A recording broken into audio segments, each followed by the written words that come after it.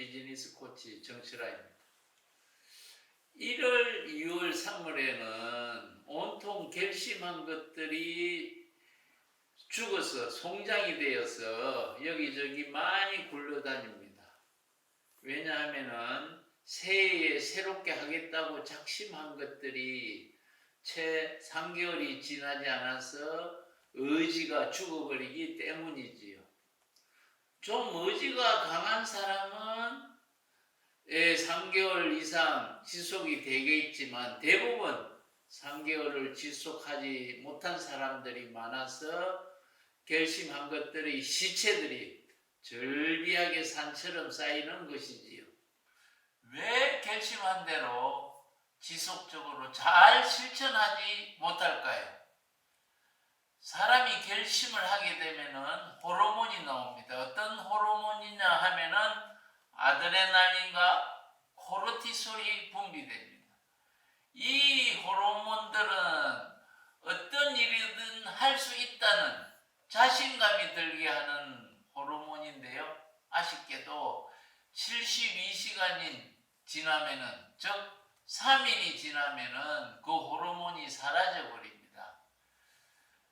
결심을 실천하게 하는 호르몬이 사라져 버리니까 작심삼일이라는 말이 존재하는 것이지요. 따라서 결심한 대로 지속하지 못하는 이유는 내 의지가 약한 것이 아니라 호르몬 문제이고, 또 하나는 이것을 계속하는 기술을 알지 못하기 때문입니다. 왜 내가 결심한 것의 지속적인 실천이 어려울까요? 그 어려운 이유는 세 가지로 나눌 수 있습니다. 첫 번째는 목표가 명확하지 않기 때문입니다. 두 번째는 결심 호르몬이 계속 분비되는 방법을 알지 못하기 때문입니다. 그 다음에 세 번째는 내 행동을 컨트롤하는 기술이 있는데 그 기술을 알지 못하기 때문이지요. 첫 번째, 목표를 명확히 하는 것이 매우 중요합니다. 내가 결심한 것을 지속화해야 하는 최종 고올인 목표가 없으면은 내가 어디로 가야 하는지를 모르기 때문에 팥이 없는 찐빵과 같은 것이 되는 것이죠. 그래서 목표가 명확하게 설정하게 되어 있으면 그 목표를 달성하기 위해 내 행동을 유발하는 데 에너지가 되고 동기가 되고 비로소 내 잠재의식이 그 목표를 향해서 가게 하는 것이기 때문입니다. 두 번째, 호르몬 분비 문제를 해결하는 방법은 내가 매일매일 실천한 결과를 체크리스트로 만들어서 거기에 체크해 가고 매일 시행 여부를 내 두뇌에 입력시키는 겁니다. 그리고 더 중요한 것은 같이 있는 사람들과 같이 그것의 시행 여부의 결과를 드러내고, 그리고 그분들이 잘한 것에 대해서 칭찬해주고 하면은 책임감도 생기고 하고 싶은 의욕도 증가하므로 호르몬이 다시 분비되어 지속할 수 있는 것입니다. 혼자 하면은 빨리 갈 수 있지만은 함께 가면 멀리 갈 수 있다는 말처럼 내가 결심한 것을 주위 사람들이 도와주면은 멀리 지속할 수 있는 것입니다. 세 번째, 행동을 컨트롤하는 기술을 알지 못하는 문제는 어떻게 하면 될까요? 우리 행동을 컨트롤하는 기술은 딱 두 가지가 있습니다. 행동을 컨트롤하는 첫 번째 기술은 뭐냐면은 내가 해야 하는데 그걸 하지 못하는 부족한 행동을 증가시키는 겁니다. 그 다음에 두 번째 기술은 이건 하지 말아야 하는데 과거에서까지처럼 계속 가행 행동을 해 나가는 것입니다. 그러면은 부족한 행동이라는 것은 무엇을 말할까요?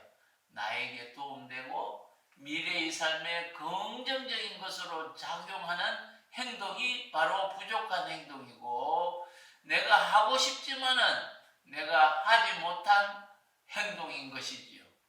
부족한 행동의 예를 들면은 다이어트를 하기 위해 하루 10,000보를 걸어야 하는데 여러 가지 이유를 대어서 하루 10,000보를 걷지 못하는 것, 그런 것이 부족한 행동입니다.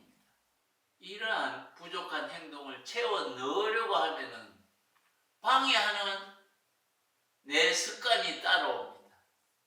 나의 과거의 습관이 과거대로 하라고 새롭게 하는 것을 방해하는 것이지요. 10,000보를 걷겠다고 결심을 했더라도 TV 연속극 보는 것이 있으면 그것에 끌려서 10,000보 걷는 걸 다음으로 내일로 미루어서 걷지 않는 경우도 여기에 해당됩니다.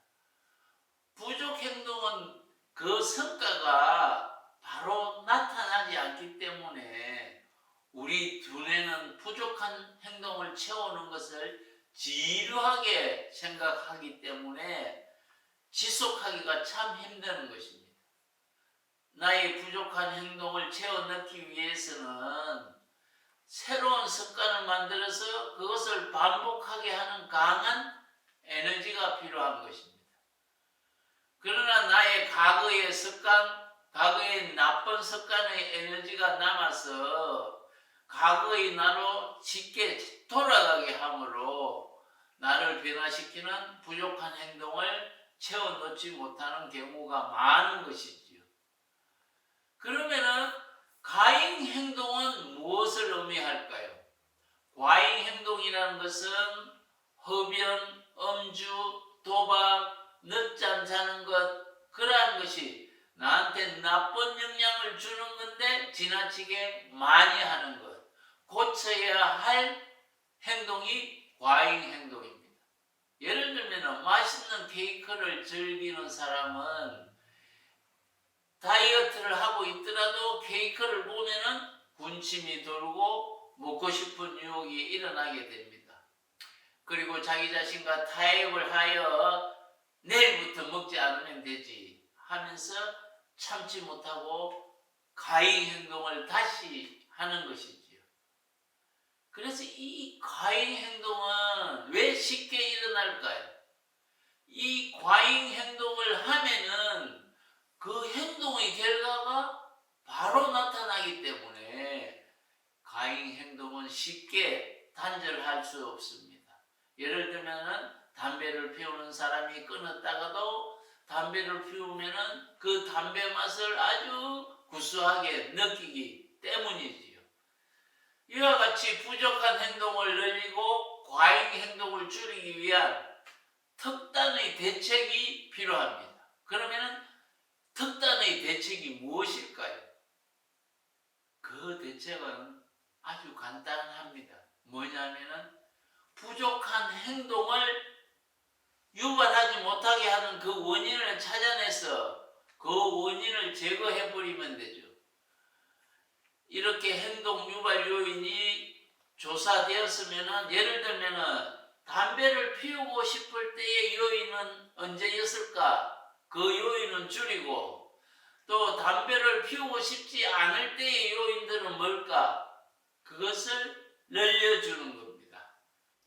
예를 들면 피우고 싶은 생각이 들면은 폐암 말기 사진이나 또 금연 동영상을 클릭해서 보도록 하고, 그리고 되도록 담배를 피우지 않는 사람과 친하게 지내고 사무실이 고층이면 걸어서 올라가도록 하는 것입니다.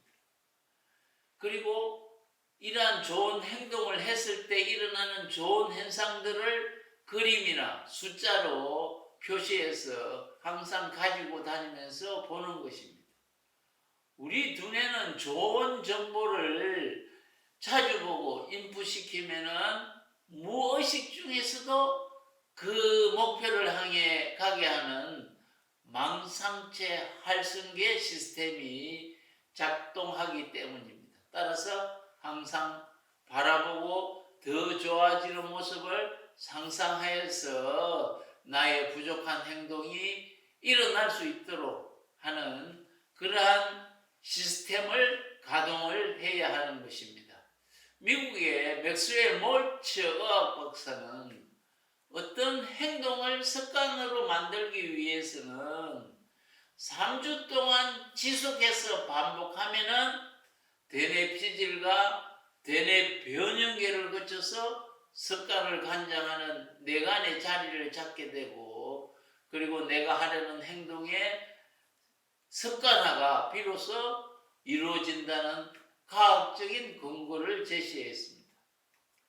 그러나 사실 21일간 새로운 습관을 형성한다는 것 쉽지는 않지만, 그리고 21일간은 해야 하는 최소한의 시간이므로 가장 좋은 방법은 나의 행동을 결과를 매일매일 체크해서 결심의 호르몬이 분비하도록 하는 방법이 아주 좋은 방법 중에 하나이지요. 여러분들과 함께 올해 결심한 것들이 연말에 반드시 이루어져서 함께 축하하고 기뻐하고 또 그것을 실천해낸 여러분들 자신에게 맛있는 것을 사 먹이는 그러한 멋진 모습이 나타나기를 바랍니다.